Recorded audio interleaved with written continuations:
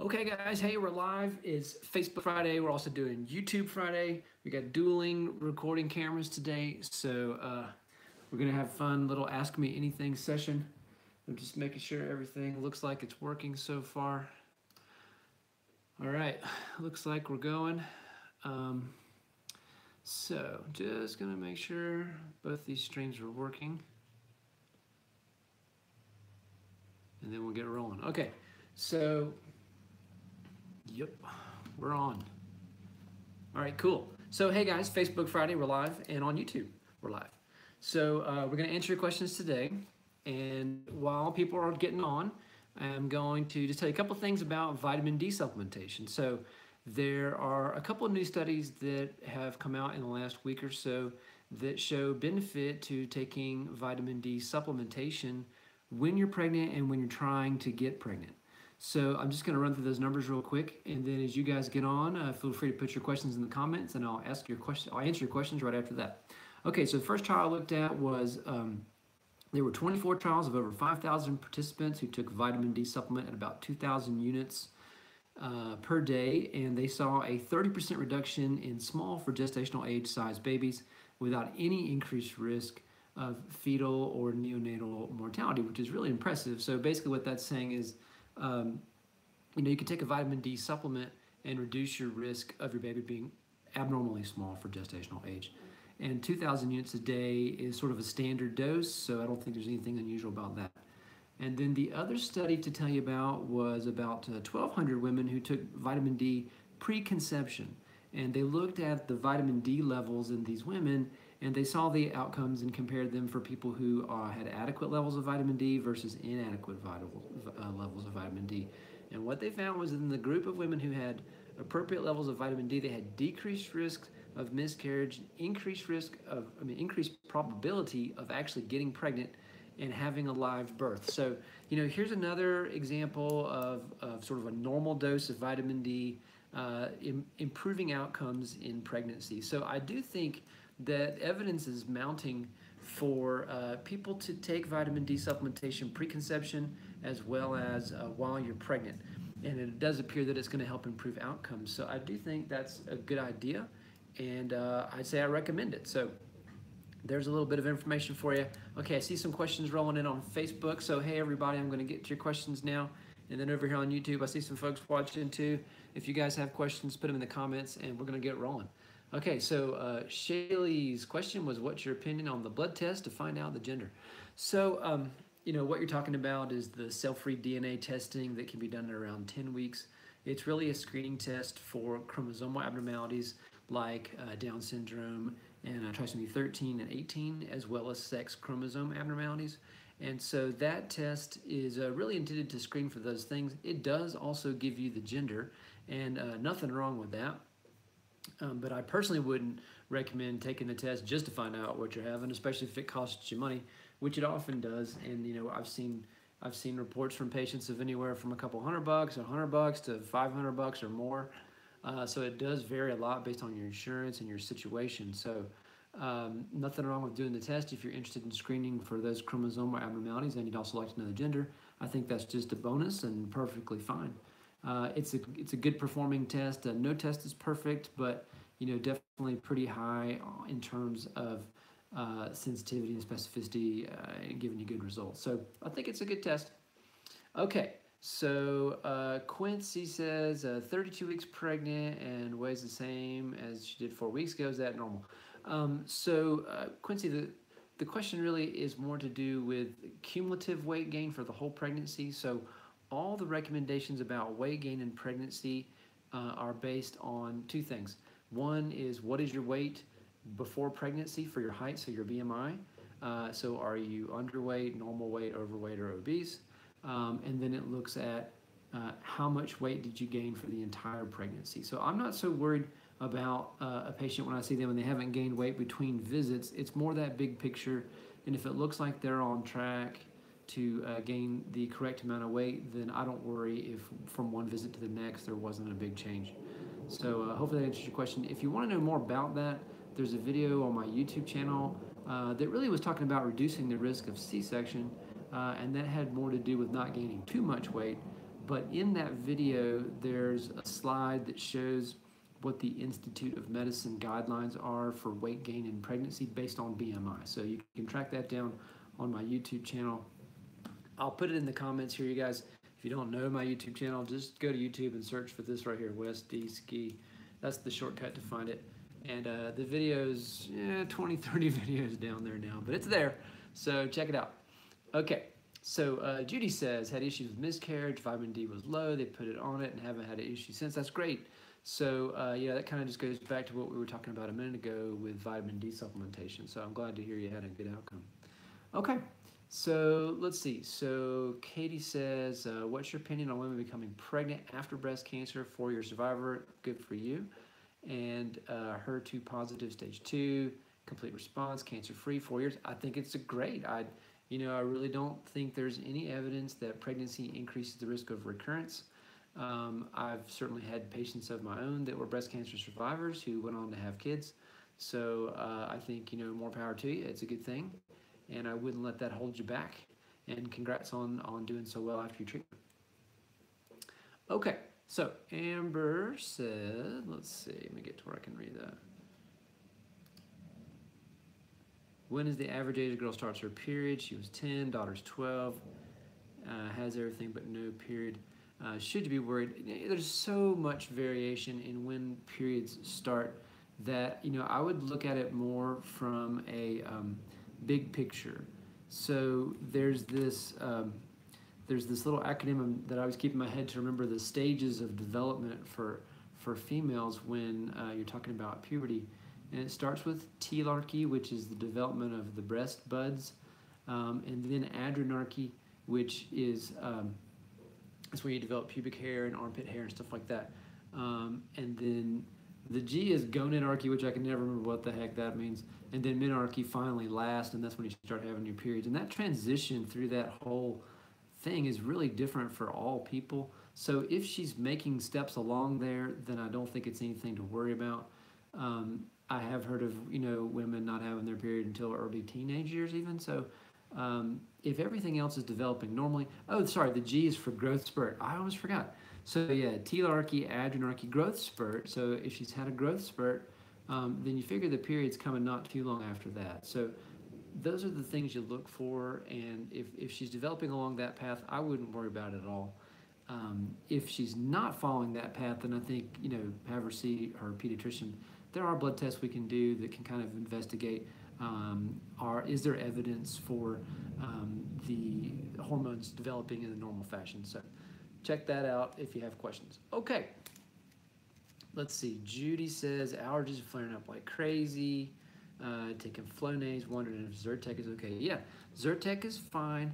The only thing I would say a little bit of caution is if your blood pressure is of any concern, if it's been kind of borderline or if it's elevated, then I wouldn't take Zyrtec D. So the D is the decongestant, and that's Sudafed. And hey, Didi, Sudafed will potentially increase your blood pressure. So plain old Zyrtec is fine, but stay away from Zyrtec D if there's any concern. Sorry, I'm messing with my camera over here. If there's any concern with your blood pressure. Okay, I'm just gonna check with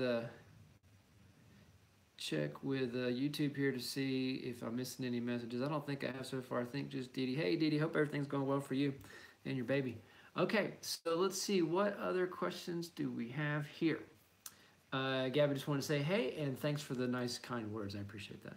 All right, Jessica had a miscarriage the week before Christmas, had periods every couple weeks since then. Got on some birth control pills, tried to regulate things, still having wacky periods, just lighter. So, I would say probably need to see a doctor, have an evaluation. I would start thinking about things like, get an ultrasound, take a look at the uterus, see how that looks structurally, and then kind of go from there. You may need some blood work to further evaluate the irregular periods, but I think that, if you're still having irregular periods on a pill, then it's more likely to be structural issue, but it could still be hormonal. So I definitely think just getting some follow-up with your doctor is going to be a good idea. Get some labs, do the ultrasound probably. Okay, Sydney, 36 weeks, so thirsty, drinking 2 gallons of water every day. If your urine's clear, I wouldn't worry about it. increased thirst in pregnancy is fairly common. It's not really necessarily a symptom of anything else. Worry about, well, could it mean I have diabetes or something like that? And typically gestational diabetes has just no symptoms at all. So I don't worry that you're missing something like that. I think if your urine's nice and clear, then you're well hydrated, and I think just drink and don't worry about it. And if there's no other symptoms, then I don't think there's anything of any concern there. Okay, so let's see. Shaylee, is Gas X or something similar okay to take in the first trimester? Yeah. So Gas X is fine. Simethicone, you can take it at any time during pregnancy. It's perfectly fine, and really no limitations on that. Let's see. Keisha said been on vitamin D for a few months. Labs still show low numbers. Taken a lot and haven't felt any change. A lot of people don't feel any change. So vitamin D levels are low pretty commonly if you live indoors and don't work outside and you live in the northern hemisphere. So to have a little bit of a low vitamin D level is not uncommon. 12 is pretty low. It makes you start to wonder about absorption maybe. Are you absorbing the vitamin D? And you've been taking it for several months, so it does make you wonder about that. It might be worth just following up with your doctor to get some additional labs, maybe get some additional evaluation. I'm not going to claim to be an expert on vitamin D absorption and which preparations are better or worse and all that, but I agree it seems like that's a long time for your levels not to improve, so probably some follow-up's a good idea. Okay, let's see. Ashley said baby's 4 months old, want to know if it's normal to have heavy periods. Yeah, it can be. It doesn't necessarily mean anything that they're heavy after a baby versus before the baby. Sometimes that's a reflection of changes in terms of choices of birth control that you're taking. Say prior to pregnancy you're on one thing and now you're on something else, that could have an impact. Most likely nothing's changed in the uterus in that short period of time. Obviously we know ultrasounds during pregnancy, if we didn't see any fibroids or anything, then it's pretty unlikely that we're missing anything there. So I would just say that if it gets to be really heavy and bothersome, then it's worth an office evaluation. And kind of the same answer as before, do an exam, do an ultrasound, kind of go from there. Okay, so Amber says 7 days post-IUI, the 2-week wait's killing her. Is there anything, are there symptoms or anything else? Not really. So yeah, you can't rush nature. Can't rush nature. You might be able to pick up pregnancy, say a few days before a missed period with a sensitive blood test. But I wouldn't necessarily recommend that. I just kind of say, hey, wait for your period to start or not start at that day 28, and then consider do a pregnancy test if you haven't had a period yet. Okay. Let's see. Husband wear bracer boxers. I don't think there's any definitive answer there. If there's a problem with infertility, then a semen analysis would be in order. And if there was an abnormality, then you may need to rethink that answer. But in general, I say let the guy wear what he wants. Let him wear what he wants to wear. Okay, I think I saw a question pop up on YouTube, so I'm just going to roll back on these comments for a minute and see what I missed. See if I can get this to go. Here we go. Okay. Angie said, quit smoking 2 months ago. How long do I have to wait to conceive? I don't think you need to wait to get pregnant after quitting smoking. Congratulations on quitting smoking. That's a really big deal. And you can't do anything from a more healthy choice to improve outcomes in terms of getting pregnant and staying pregnant and reducing risk for your baby and all that. So good job. You don't need to wait. It's not something that we think there's some lingering effects in your body. So just good job on quitting. Stay quit. Start trying when you're ready. Okay, so let's see. Christy said in past studies about baby aspirin, how long did it take to increase fertility? It's a good question. I don't remember the details of that ARRIVE trial, or sorry, the EAGER trial, which looked at aspirin supplementation for folks who had a history of a miscarriage. But the idea was just that it was preconception. So I generally would recommend, just start it when you're ready to start trying to get pregnant. And I think probably in the studies, people were not doing, more than a month or two ahead of time. So that seems reasonable to me. I'll make a note to just look back at that EAGER trial and C, but I can't rattle off the top of my head. Okay. Liz, will brief lower sperm count and lower chances? These naturally hot body sweats a lot. I mean, the short answer is we don't really know. It's a simple thing to do a semen analysis, and if the semen analysis is normal, then I don't worry about it at all. And if you did a semen analysis and things looked low, then you kind of wonder, well, maybe, hey, it doesn't hurt, simple thing. But I don't think there's any proof. There's never been a study I'm aware of where they randomized folks to boxers versus briefs and tried to see, who got pregnant faster and all that.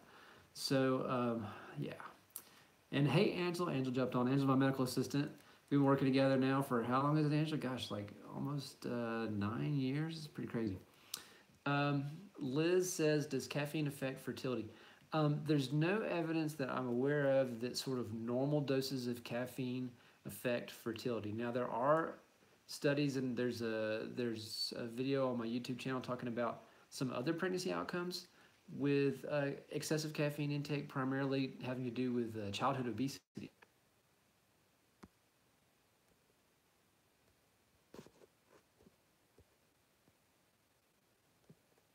Hey guys, if you can hear me, I'm still here. I'm having strange internet issues. So I think I'm still good on YouTube. If anybody sees me, I think there's one person watching on YouTube. If you see me, let me know. I'm trying to get back up on Facebook too. So hang tight.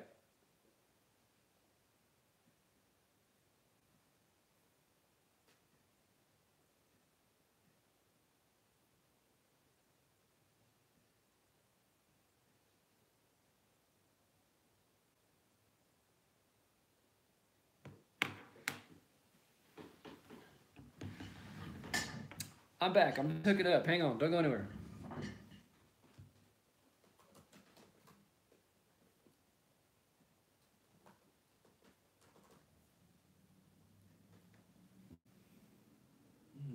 Why is it not?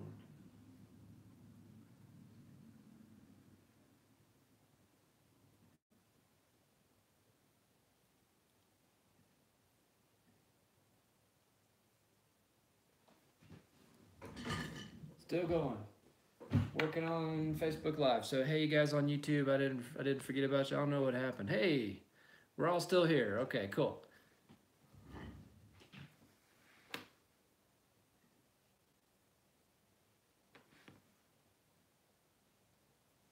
I think I'm back. Let me just refresh my Facebook. Make sure we're all on the same page. Sorry about that, guys. I don't know what happened. The internet went down for a second. Not sure.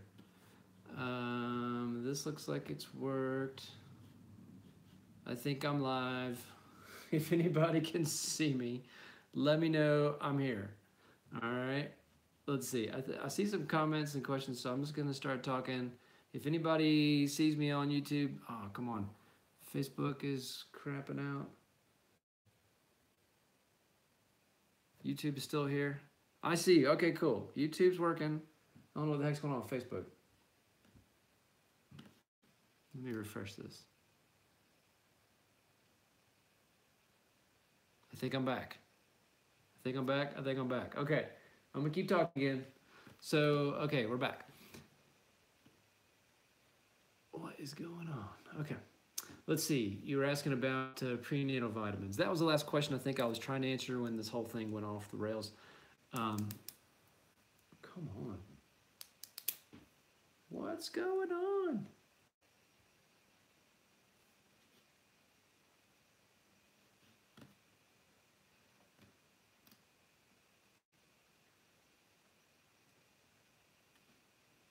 Okay, I think I'm good. We were talking about prenatal vitamins. Basically, my answer was prenatal vitamins, any prenatal vitamin is fine. There's no evidence that any one vitamin is any better or worse than any other, unless you happen to have the methyl tetrahydrofolate reductase deficiency, in which case you should take methylfolate, which is that Nevo prenatal vitamin. But aside from that, it's good. So sorry if the video is jumping in and out, you guys. Okay, so Carly asked, she was told she had hysterectomy. Yeah, there you go. Hey, Yeah, so Laura, the Nevo prenatal vitamin is the methylated folic acid, and that's the step that if you have that MTHFR mutation that you can't do yourself. So just take the methylated version and you're good. So that's the Nevo prenatal vitamin. Cool.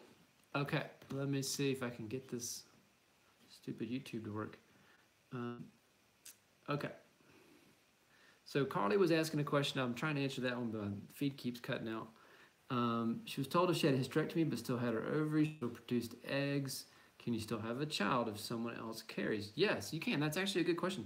So yeah, you could do an in vitro cycle, and you stimulate the ovaries, you retrieve the eggs, and then they're fertilized in the lab, and then they're transferred to somebody else's uterus. So you could have a surrogate deliver your baby, and we work with surrogates frequently. So it's a great question. It's not a dumb question at all, and you're actually right. So good.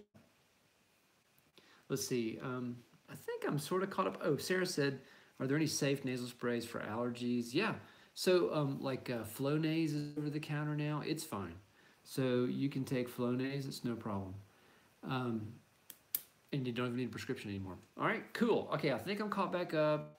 If anybody has a question, put it in the comments, either YouTube or Facebook, because I think I've said everything I had to say. And it looks like the stream is working again. Oh, here we go. Hey, Amber.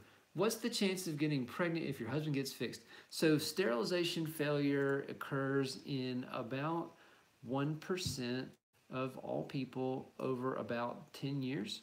So say, for example, 100 women get sterilized or 100 men get sterilized. Within 10 years, one person got pregnant. So it happens, but not very frequently. But sometimes nature finds a way. It's a good question.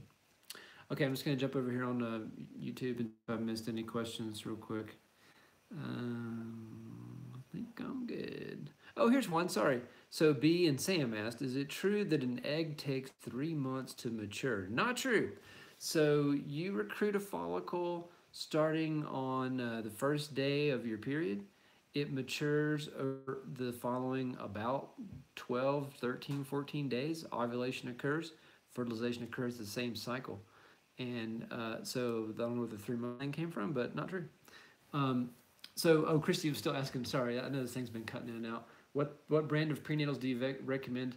And the bottom line, I say all the time, like the best prenatal is the one that you're taking because it's just important to take it and get that folic acid. Now, there are situations where you should take a methylated folic acid if you have that MTHFR mutation. That's one that's different. But beyond that, just taking a prenatal that you tolerate is really fine. So some people do better on some of these enteric-coated prenatals because you don't get that iron causing discomfort in your stomach. Those things are pretty gross. But aside from that, pretty much any prenatal is fine. So yeah. Okay, I think I'm caught up. Hey, Bethany. How's the baby? Let's see. I think I'm caught up on YouTube too. Yeah, all right, sweet. All right, we see some questions popping up here on Facebook. Is it common to lactate while pregnant? Yes. And it doesn't mean anything in terms of risk for preterm birth or anything like that. So especially if you've had a baby before and you breastfed before, then your breasts just kind of know what to do and they just start doing it. So it's okay. It probably, if anything, might mean a little better chance of successful breastfeeding when the baby does come. So I don't worry about it. I don't think it means anything bad. Okay, so let's see. Megan, if you have only one tube, do you ovulate every month or every other? No, you ovulate every month regardless. And even if you have no tubes, you'll still ovulate. But if you have, maybe you were thinking like, if you only have one ovary. That one I get asked frequently, so do I just now ovulate every other month? And the answer is no. The one ovary, and even if you just have part of an ovary, it will still ovulate monthly as long as there's eggs in there to release. You'll keep ovulating, monthly. So it's not like you lose half your fertility by losing an egg, or losing an ovary. So it's good news. Okay, so let's see. I'm just gonna jump over here on YouTube and see some questions. Mari said, use the C-section calculator. Only thing that puts her under is ethnicity. Why is it such a strong negative factor? It's a good question, and the honest answer is we don't know. The study that developed that calculator was the Maternal Fetal Medicine Units Network that did the study, and what they did was just use a huge population of people, and they tried to have it be representative for all types of people. So they didn't focus on just one ethnic group or one age or whatever. And then what they did was they just looked at thousands and thousands of people who tried to VBAC, and then they put the data through what's called logistic regression analysis, and that type of analysis basically just tries to, it weeds out things that that are not associated with the outcome you're looking at, and it just happens that race was one of those things that was a persistent predictor, and we don't know why. And it's interesting. It's been verified in another trial after that, where the findings were confirmed. So it's not clear why. It may have something to do with people's pelvis size or type. It may have something to do with diet, or who knows, other cultural factors. We have no idea. It is weird that stays in there, and it's true for Hispanic women, it's true for African American women, as sort of a negative predictor. And it's not clear why. Maybe in the future we'll have more studies that follow up on that to try to answer that question. I've been asked that many times, and I wish I had a better answer besides we don't know. Sorry. Okay, let's see here. Is it okay to take 5-HTP? I'm not sure what 5-HTP is, actually. So if you tell me what that abbreviation means, I might be able to answer it better for you. Sorry. Let's see. Laura said, my partner quit smoking many years ago. He still uses nicotine mints daily. Does this affect sperm? I haven't seen anything that looked at that specifically, but I will look that up, and maybe that'll be a video in the future, what kind of things affect sperm counts. So I'm going to write that down. I've not seen nicotine listed as one, but it's something to follow up on. But off the top of my head, I don't think so. Oh, serotonin. Oh, 5-hydroxytryptophan. Yeah, thanks, Diddy. I'm like, what the heck is 5-HT? Yeah, that's a naturally occurring substance in your body, and so I don't think there's any problem if you're taking a supplement of that to improve mood from time to time. I wouldn't think there'd be any concern with that. Okay, let's see. And we're back over here on Facebook Live. Let's see. Judy said, so when they do that saline sonogram and tell you how many follicles they see, what does that mean? So we don't. So we do ultrasound for a follicle count to look at the ovaries and see if a follicle or how many follicles are developing. And what we're hoping to see is that you have what we call a dominant follicle. And what that means is that's the follicle that's going to develop the fastest and it's going to lead to ovulation. And you can see that on an ultrasound. Now, sometimes you do see 2 or 3 other follicles kind of along for the ride that maybe are not progressing as quickly as the dominant follicle, but sometimes you'll get 2, and that's what makes twins. So that's what that's about when you do the ultrasound. Hey Leah, heartburn is killing me. What else can you take? Well, I recommend, if you're just taking Tums or something like that, move along to any of the over-the-counter acid suppressing meds are fine. So Zantac, Tagamet, Pepcid, those are the cheapest ones. Those have been around the longest. So I would start with those. And then if that's not cutting it, then move on to the bigger, more expensive ones. So like Prilosec or Prevacid. They cost more. They're newer meds. So that's why I would jump on those first, not for any concern for safety. They just cost more. Okay, Bethany. Okay, good. I'm glad to hear you're doing well. We're good. Thanks. Becky, I like to keep breastfeeding, struggling to keep milk supply up. What can you do to get the milk back up? This is a really common question. What can you do to improve breast milk supply? And the short answer is not much. Not much that you can take that's going to make it better. There's that Fenugreek, which is an over-the-counter supplement, and it's perfectly safe to take. And in some people, has kind of modest effect. The prescription type meds are dicey, and you'll hear people talk about either Reglan, which is metoclopramide, or domperidone. And in both cases, I don't prescribe either one of them, and I'll explain why. So the metoclopramide or Reglan has a known side effect that is a permanent neurological complication. It's called a dystonic reaction. It's this weird neurologically derived muscle stiffness, and so you can get this reaction. It can happen from one dose. It can happen after your 100th dose. It could happen never, but it can happen. And if it happens, it's permanent. And so I don't like to prescribe medications to people that can cause permanent neurological effects. Call me crazy. So there's that. And then there's also this domperidone, which actually is technically banned by the FDA to be prescribed in the U.S., but somehow it's getting made in some of the compounding pharmacies. I'm not sure how they get around the FDA regulations there, but it has a specific cardiac complication that can be fatal. So, here again, it's like, well, I really want you to have a good breast supply, but I don't want you to die while you're trying to breastfeed your baby. So I don't prescribe that one either. People take it. You can get it in Europe, and I've seen people talk about it online that they use it and it helped and all that. But I just kind of keep thinking like, I don't want to die just to breastfeed. So call me crazy, but so I'd stay away from those things. And then, like I said, the fenugreek is the main one that you can give that's safe, it's over the counter. I always encourage folks to, if you're having concerns with nursing, consider having a consultation with the lactation consultants. They're available at both hospitals. And sometimes there's tips they can tell you in terms of how the baby's nursing or something like that. You can always try pumping after you nurse because breast milk production is a supply and demand type system. And so the more stimulation to the breast you have, the more milk you will typically make. And Brianna's right, making sure you're staying hydrated, drink lots of water really does matter. Leah said beer, no joke, helped with her milk supply. You can even get it alcohol free. I've heard other people say that as well. I haven't seen any studies that would back that up, but I wouldn't be opposed to trying if it was me personally. Okay, so let's see. I saw a little comment pop up on YouTube here.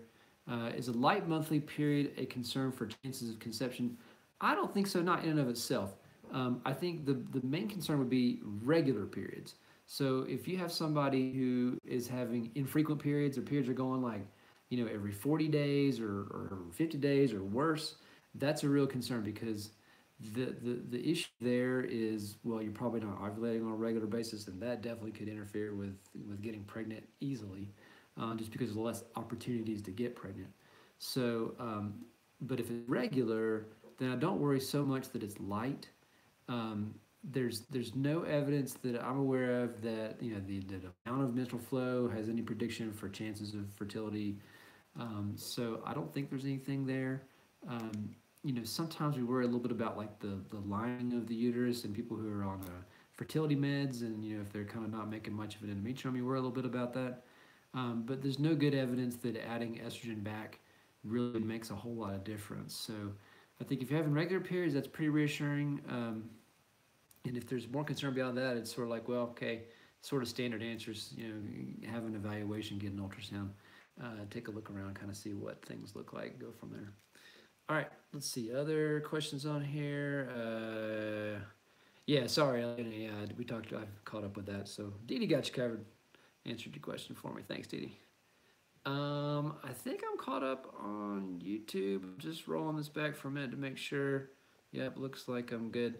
If there's a question that I didn't answer, just put it back up in the comments again, because I sometimes miss them. Looks like we're still caught up over here on Facebook too. So if you guys have questions, throw them up there. I'm all caught up. I have a couple other things to tell you, so I'll maybe run through those real quick while we're waiting to see other comments pop up. Let me just pull it back up real quick. On my YouTube channel, there was a good question, and I remember it. It had to do with, are there signs? So a lot of questions about VBACs. I have a lot of videos on my channel about VBAC, and there's a lot of questions about, what are my chances of success and all that. Those are all covered in the videos, so I just encourage you to check those out on the channel. But a question came up in one of the comments about, are there signs that would indicate you are going to have a uterine rupture like that? That is imminent.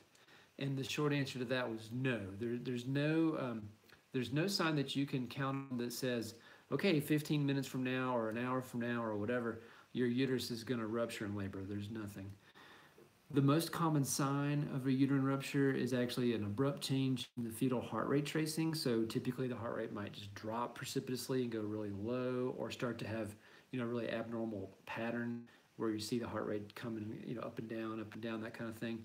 So that's what we watch for. That's why we feel like it's important to be continuously monitored when you're trying to have a VBAC, because that's the most common sign that you see.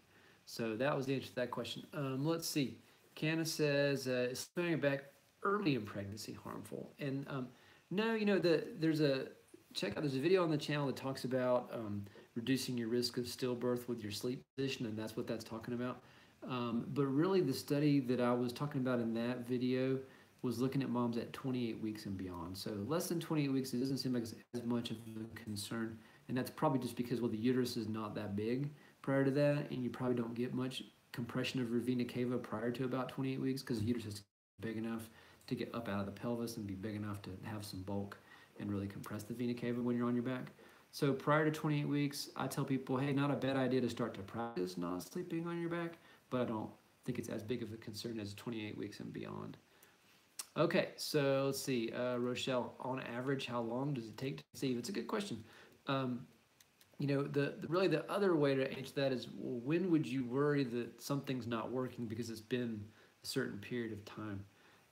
So the answer there is that 85% of folks who are trying on a regular basis are pregnant within a year. So if you're not pregnant within a year, you're definitely now outside kind of way on the normal and the average and all that. And you could even back that up and say the vast majority of folks are probably pregnant within 6 months, but not 85%, so some lower number. And it's probably in the neighborhood of 15 to 20%, best case scenario, per cycle that will conceive. So you figure each month, if everything's working right, you're ovulating, if you've got sperm, if the tubes are working, the sperm are getting to the ovary and fertilizing and all that, 15 to 20% chance you're going to conceive per cycle. So that's kind of a long-winded way of saying 6 months to a year. If you're beyond that, for sure, that's not normal. But it's not uncommon to take a few months. So hopefully that answers your question. Cool. All right, let me see if I missed anything over here on YouTube. Yeah, Dee Dee said, currently breastfeeding, no period. How long should you expect no period? Can you have an ablation to make it go away forever? Okay, so if you're exclusively nursing, no supplementation, so no bottles, no formula, all nutrition's coming from the breast, then you might not have a period for even up to a year. Now, some people will start to ovulate before that, but if you're not having periods, you're probably not ovulating. You can pretty well count on that. It's kind of like semi-decent birth control. I tell people it's about like condoms, so maybe 85% effective, somewhere in that neighborhood. But some people will not have their period come back until they start to wean from nursing. And for some people, it won't come back until they completely stop nursing. But I have definitely seen people get pregnant the minute they started to wean. So I always say that's the be careful time. If you're not meaning to get pregnant and you're starting to wean, then husband's fixed, so you're good. But for other people, if you're nursing and you're counting on that for birth control, if you're exclusively nursing no period, then you're probably good, about like condoms. But when you start to wean, you can potentially ovulate. All right, cool, good question. All right, so I think I'm still caught up. People are still watching on both channels. Thanks, you guys, for continuing to watch this. Sorry that it seems like it's a little herky-jerky on Facebook today. I'm not sure why. If other people have questions, please stick them in there. I will jump on it. I see one over here from a couple. I'm gonna see if I can find these. I've got a second computer over here that's doing the stream, and I'm seeing some comments. So I'm just gonna lean over here and see this comment. Sorry. Okay.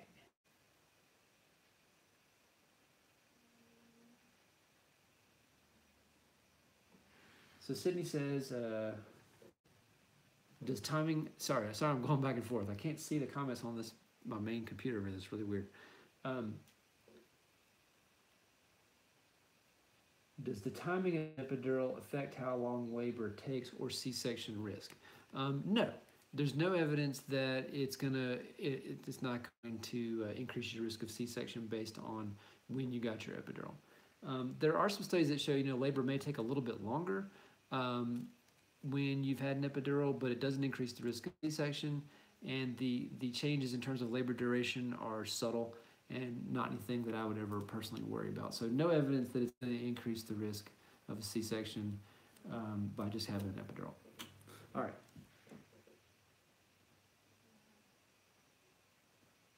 So Brianna was asking about first period after having a baby was crazy heavy, and then it kind of tapered down a bit. And is this the new normal? Short answer is hard to know, hard to predict the future from one period, if they're going to continue to be heavy or not.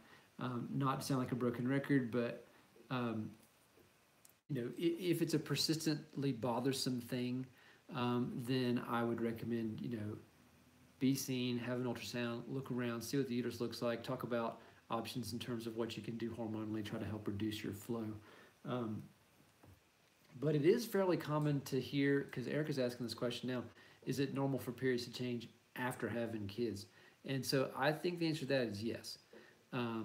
Big picture. So when you talk to somebody who's had no kids versus 3 kids versus 5 kids, on average, what do you see?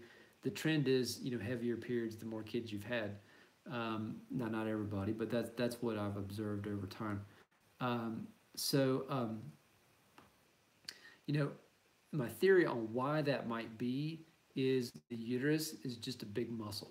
And every time you have a baby, that muscle gets bigger. And so there's just more surface area now inside the uterus that's going to generate endometrium and is going to shed every month, and that's what leads to the bleeding. So I think that's why your periods may get heavier the more kids you have. So yeah. All right. Hey, Tori, how's it going? Let's see. I'm going to reach over here and see if I missed any others because I'm not seeing all the comments, so hang tight.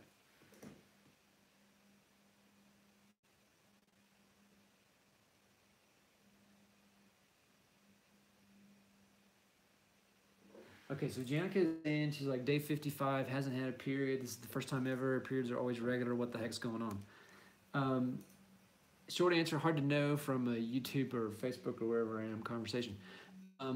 But pregnancy is number one, but you said check your pregnancy test and it was negative, so it's not that. So if you just kind of like big picture, what are the typical causes of infrequent periods? We're going to call it that. If it's been 50 days and you haven't had a period. So thyroid dysfunction is one, so you definitely want to check your thyroid. Prolactin's another, so you can have an elevated prolactin level, typically associated with some breast milk production and lactation, not always. If you check your thyroid, you check your prolactin, they're both normal, then some other causes of ovulatory dysfunction, good old polycystic ovarian syndrome is an example, but it doesn't just hit you out of the blue. So I don't think that like you've had a sudden attack of PCOS. If you're of the right age, then like menopause, perimenopause, those kind of things you start to think about. If you're not of that age, then it's probably not that. Although if you have a family history of early menopause, that's a consideration. Stress can certainly do it. There are medications that can do it. So I think it's one of those things where you need a full history, you need an exam, you need some blood work, probably an ultrasound, kind of start looking around and see what's going on. So I would definitely say maybe consider getting that checked out. Okay.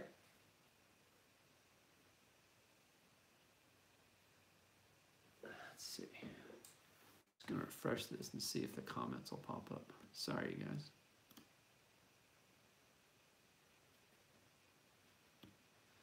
Okay. Hopefully I'm seeing all the comments. Okay, so Tori was saying recent test came back positive for antiphospholipid antibody syndrome. Kind of confused. Will come back in 12 weeks. So why to repeat the labs? So if you read the diagnostic criteria for antiphospholipid antibody syndrome, in the diagnostic criteria is the fact that you must repeat those labs 12 weeks later and confirm that that level is still positive. There is a reasonable chance of getting a false positive from one blood test. So all the literature, you look at studies about this question, you get a confirmatory test at least 12 weeks later. So that's the why. So basically you just want to double check, make sure we're not just getting a false positive. So that's the answer.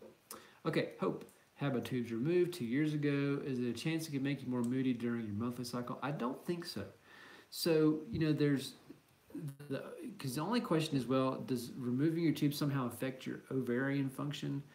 There's no evidence of that being a concern. Ovaries have their own blood supply that is separate from the tubes. Now, there's a very small little communication between the tubes and the ovaries in terms of blood vessels, but they're tiny, and they're nothing compared to the main blood supply to the ovaries. So there's no sort of physiological reason why you would think that removing your tubes would have substantial impact on ovarian function. And that'd be the only reason you think maybe it could affect mood. So short answer is I don't think so. Okay, let's see. I'm just rolling back through here to see if I've missed anything. I think I see one here from Heidi. I had a tubal 7 months ago, and when I had the last baby, had tubal 7 months ago with the last baby. What are the chances of an ectopic afterwards? Been feeling nauseous on and off, a day late, haven't taken a test. Don't want to figure this out when you're out in the middle of nowhere. Yeah, I could see that being a concern. I mean, check a pregnancy test. That's the simple answer. If you're late for your period, if you're pregnant, you'll get positive.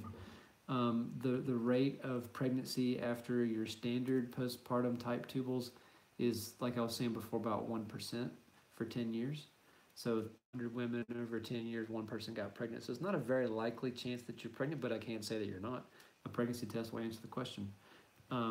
And then the other part is it also depends on the type of tubal that you had.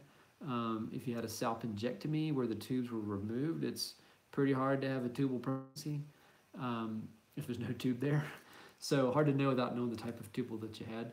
But I mean, the bottom line, if you have a concern, check a pregnancy test. And if it's negative, I wouldn't worry about it. Okay, let's see. I'm just rolling back through here to see. I'm going to take a sip of water and breathe.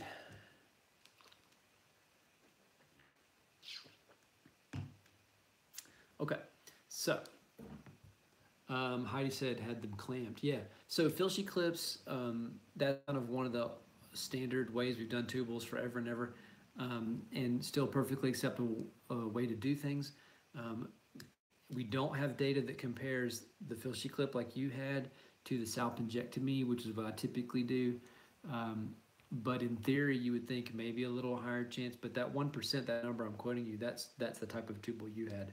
I think maybe the salpingectomy is even lower.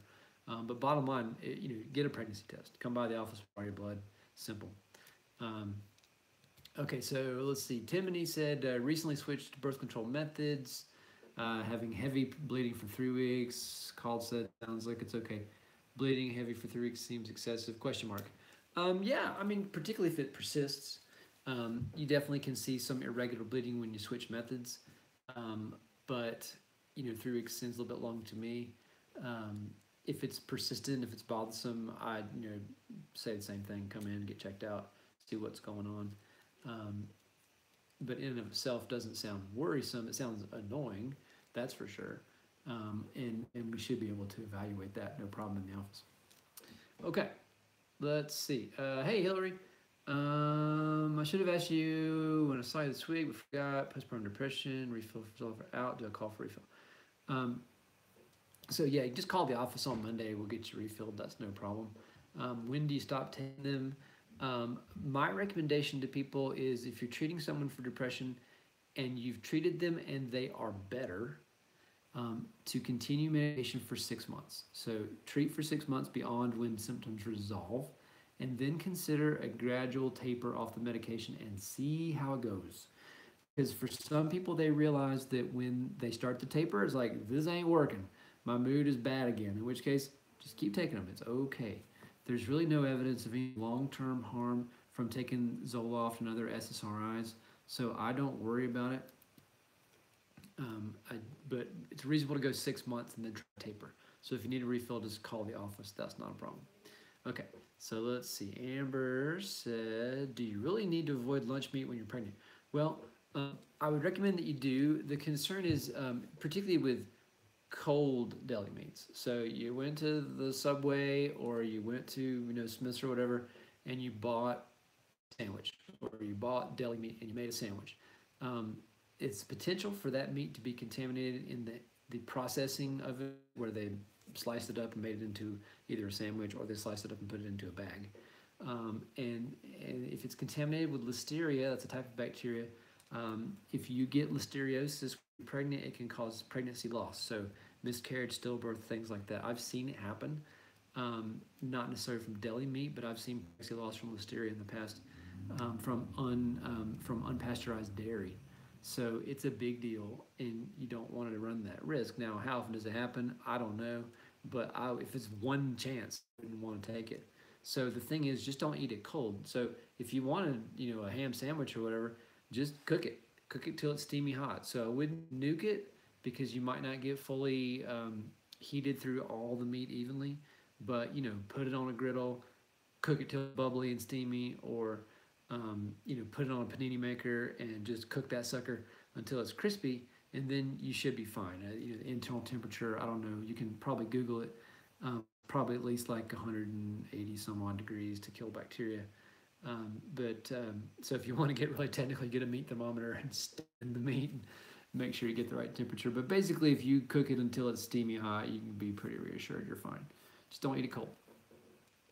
Okay, so Tori was saying, back to this anti-fossil antibody business. Yeah, that's something that develops over time, and we don't know why. It's sort of an autoimmune type disorder. So most people are not born with that. They develop it over time. It's not clear why that's the case. Brittany, is it common for years after giving birth to have bladder leakage? Well, it is common. And then the second question is it something that needs to be addressed? The short answer is that it depends on you. So, if the symptoms are bothersome, then yeah, I would definitely address it. If the symptoms are not bothersome, then I wouldn't worry about it. So, the most common way that's going to bother somebody is they're going to say leaking when you cough or sneeze, trying to exercise, run, jog, bounce, whatever. If those are situations where you're leaking a lot and it bothers you, then absolutely you should address it. There's some studies that show some improvement with like pelvic floor physical therapy, so Kegels exercises, that kind of thing. And surgery ultimately will fix it. The procedure I do is called the tension-free vaginal tape, TT Exact. I wouldn't recommend doing it until you're done having kids, because it could probably just damage the repair if you did the surgery and then have more kids. But yeah, very fixable, maybe physical therapy, maybe surgery, just kind of depends on how bad it bugs you.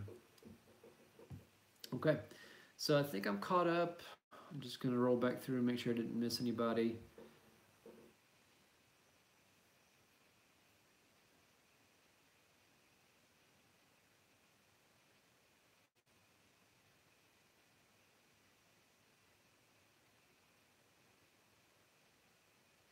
Okay, I'm feeling pretty caught up on Facebook. Let's check over here on YouTube. Hey, you guys still watching on YouTube, by the way. Thanks for hanging in there. Let's see. Here's one. B says, do I have to take prenatal vitamins more than 1 month before trying to conceive? The longer the better.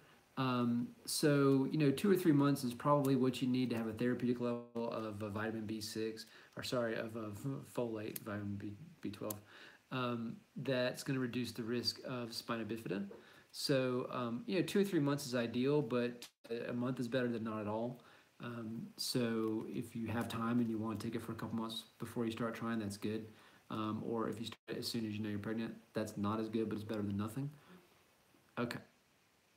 Let's see. Here we go. What would you advise for women above 35 wanting to get pregnant?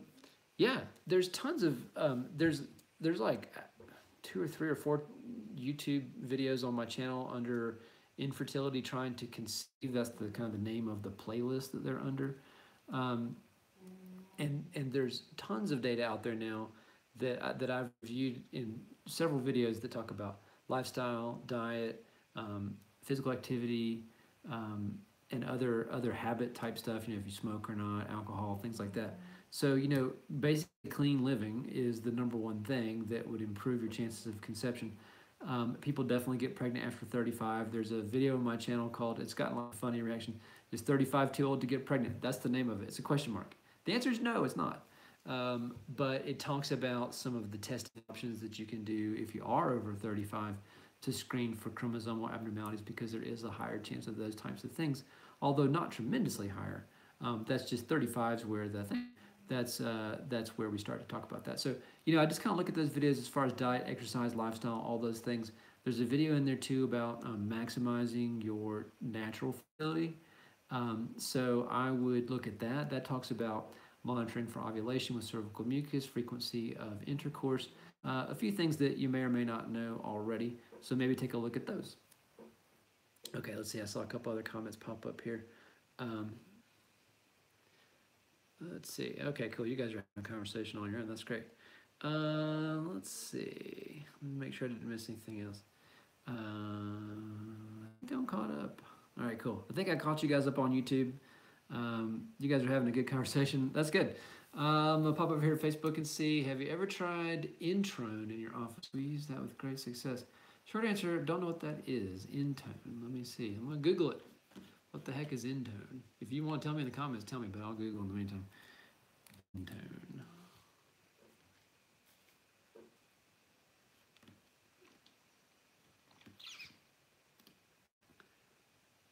InControlMedical.com. Okay. Treat stress, urge, and mixed urine incontinence. Patented FDA-cleared device for treating both causes of stress incontinence.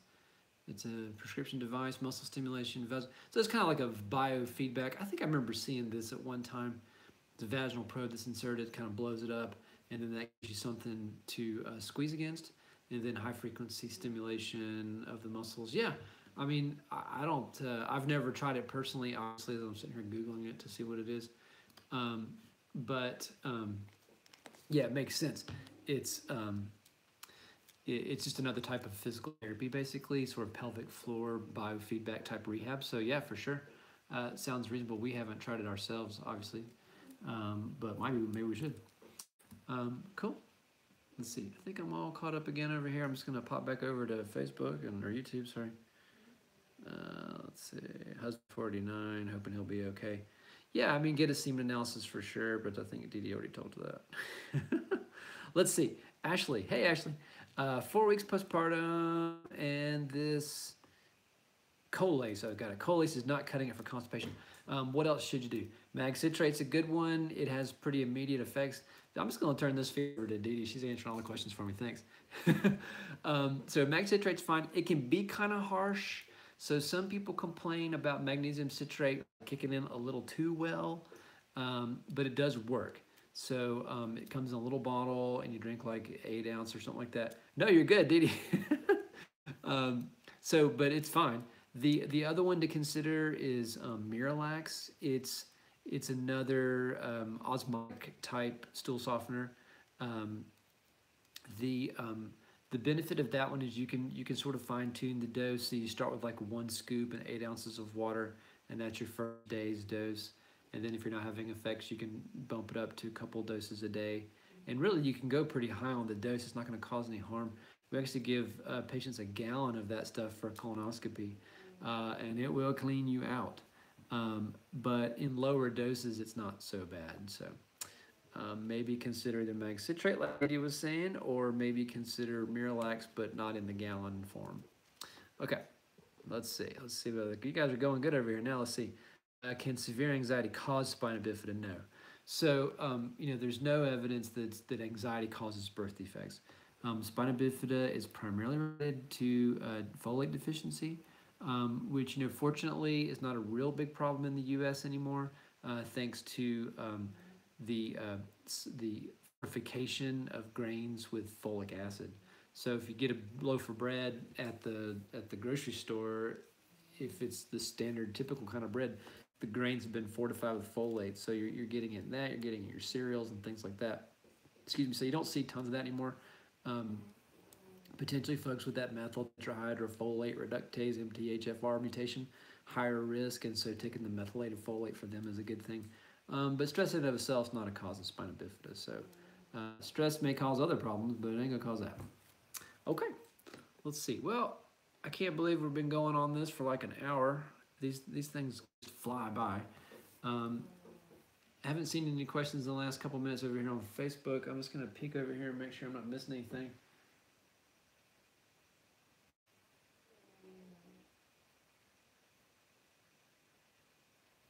Looks like I'm all caught up. So maybe we'll just give this a couple more minutes. We've been going for about an hour.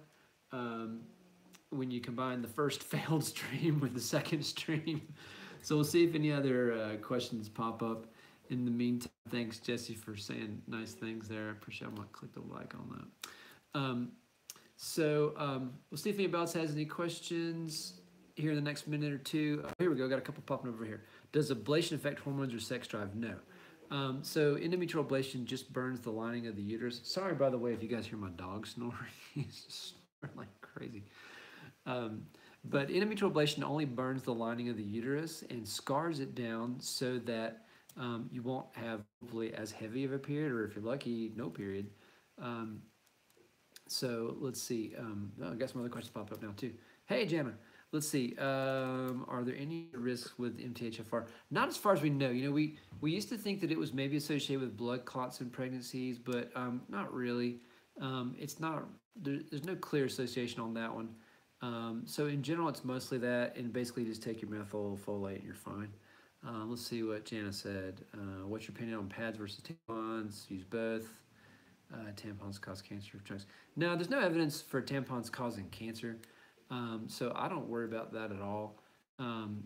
The rare one is that toxic shock syndrome, which I mean you heard a lot about it in the 80s, and I mean it's still a thing, but it's super rare, and it's a certain type of staphylococcal bacteria infection that somehow gets drug in there on the tampon and causes the infection. But they're really rare, so I don't worry about that per se. And beyond that, I don't think there's any concern with whichever type of hygiene products you choose. So I think just kind of whatever you're most with is fine. Let's see. Let's jump back over here to Facebook. When you deliver one baby early, what's the percentage of it happening again? It's a good question. Short answer is it depends on how early is early. But if you just say, 36 weeks or earlier, then there's a 10 or 15% chance of having a baby even earlier than that in the subsequent pregnancy. So maybe the overall risk is like 30%, and it's 10 or 15% of those that are even earlier, which is the sort of the basis for the argument for the progesterone injections, which we typically recommend starting sometime in the mid-teens, 15, 16 weeks of pregnancy, and continuing those weekly until the 37th week. So there's evidence that can reduce the risk of preterm birth happening again by somewhere in the neighborhood of 15-20%, if I remember correctly. So between that and cervical length monitoring, basically for now you're doing everything you're supposed to do to reduce the risk of recurrent preterm birth. But it's true that you do have a higher risk than someone who has never had that history of preterm birth. So that's what I would do differently if you have a history. All right, cool. Well, let me see. I saw a couple other comments pop up here. Let's see. You guys are just talking about stuff. That's cool. Good. Yeah, good luck there, everybody who's trying to get pregnant. If you're in Ogden, come see me. Let's see. Don't see anything else popping up here. We'll give it another minute or two, and then we'll maybe call it good for this Friday. If you haven't already, go check out the YouTube channel. I know you guys have because you're watching it on YouTube. If you hit the notifications thingy, then you've learned when I'm going live, when I make new videos and all that kind of stuff. And so that's maybe good if you want to know when I'm doing these things. It's typically Friday afternoons, usually somewhere between 1 and 3 p.m. So that's when you can pretty much typically expect me to be on here. Sometimes I do them on Tuesday afternoons when I'm done with surgery early. And I don't think I'm going to be around on Friday, but cool. Well, you guys are all saying nice things to each other and to me, so thanks to everyone for watching. Thanks for your comments. I always say this, I have no answers if you have no questions. So this is a two-way street. I really enjoy doing these. Thanks to everybody who jumps on. Some people I know, I see them every time. It's great to see you guys, see you, or see your avatar. Let's see if there's anything else to talk about here. No, I think that's pretty much it. Folic acid with a Tylenol, yeah. So yeah, great. Thanks to everybody. Let's see. Christy, I'm just going to pop over here for 1 second. Said, Alicia's got one more question. Said, will McKay get the nitrous masks for delivery anytime soon? So, people are, nitrous oxide has been commonly used and totally safe and perfectly fine to do as a way to manage the pain of labor. It's completely safe. There's a self-administered mask that you have to have. So basically, the patient has to hold it over their face to take the breath, and that's what activates it to shoot the medicine in there. And then when you get sleepy, it sort of falls away. So totally safe in that regard. No concerns about effects on the baby. So it's a good choice if you're trying to avoid epidural, for example. But the question of is McKay specifically going to get it? I'm not aware of any plans to do that anytime soon. That could change, but I'm involved in most of those kind of meetings over there. I'm the chief OB over there, so if it's one of those things that was coming down the road, I think I'd know about it. I haven't heard anything, but I'll definitely ask around and see. And if it's one of those things that like the community wants, then I think the hospital is more likely to pursue it. So that really is one of those things for you guys. The more voices that raise a question, can we have this, nitrous oxide, for example, the more likely it is that's going to happen. And furthermore, it's always a potential thing you can advertise as the hospital, like, hey, we have this thing, and other people don't. So, there's an advantage to the hospital for doing, for trying to meet the needs of patients. So if you guys have a big desire for things like that, one of the best ways, I'm pretty sure that McKay has a Facebook page. I'd get a little campaign going and start hitting them up on comments that you'd like to do that. I think if you start creating some buzz, then from that side of things, is much more likely that you might see it happen. But also recognize that McKay is part of Intermountain Healthcare, and they're very big now on this one Intermountain. So they're kind of like, we're all the same. So all the way from here to Idaho and all the way down to St. George and wherever else they have hospitals, they're kind of all one system. And so things don't happen fast because these types of decisions are made for the whole system, not just for an individual hospital. So, but even so, the more patients want something, the more likely it is to happen. So I'd encourage you to start hitting up on the social media. Okay, so I see one more question or two more questions. When you have a mucus discharge, what does that mean? If you're pregnant, it probably means you're pregnant. And it doesn't mean much more than that. I always tell people that a pregnant cervix is like a runny nose, and it just makes lots of mucus. So it's in and of itself not anything to be concerned about. If there's irritation or itching, burning, odor, stuff like that, it could mean yeast or bacterial vaginosis, something like that. So it depends on if you're having symptoms or not. But if there's no symptoms and you're pregnant, then it's just a pregnancy thing. Okay, so we'll do this one last question, and then if you have other questions, you can put them in the comments, and I'll either answer them in the next video or just type out an answer on the keyboard. If I had a uterine infection with my first baby, what are the odds of me getting it again? Not very high. There's so many things that go into that in terms of what's the risk of postpartum endometritis, that kind of thing. So it's good to know that happened, and there's some things you can maybe do to reduce the risk a little bit. In terms of like labor management, minimizing number of cervical exams, not using internal monitors if you can help it. Sometimes you need to and you just gotta. But if you don't, not doing those things maybe helps. But for the most part, it's just kind of luck of the draw, and it's not something that happens on a very high frequent basis. Okay, so I don't see any other questions popping up, but this feels like a pretty good place to call it good today. So thanks again, everybody who has made questions, who has watched these things every week. I really appreciate having the back and forth with you guys. I'll probably see you next Friday. Oh, Elena had a question. Let me see. Hang on. Let me look over here. Elena did have a question. Where is it? I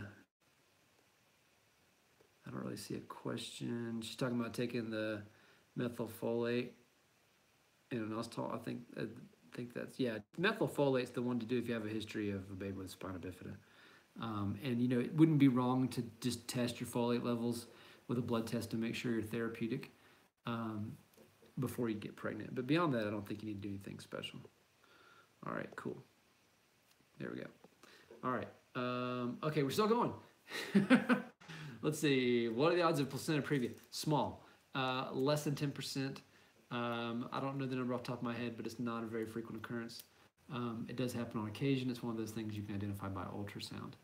So, all right, cool. This has been a great stream. Sorry, it's been a little herky-jerky on the stream quality, especially on Facebook. But again, thanks everybody who's watched. I think I'll call it good there. If you have other questions, I'll answer them in the comments later. So thanks again, and we'll see you next Friday. I'll put a little notification out on like Twitter and Facebook and all those to try to give you a heads up. But somewhere between kind of 1 and 3 p.m. is sort of that's my typical time. All right, guys, thanks a lot. Have a great weekend. Thanks. See you next time. Peace out.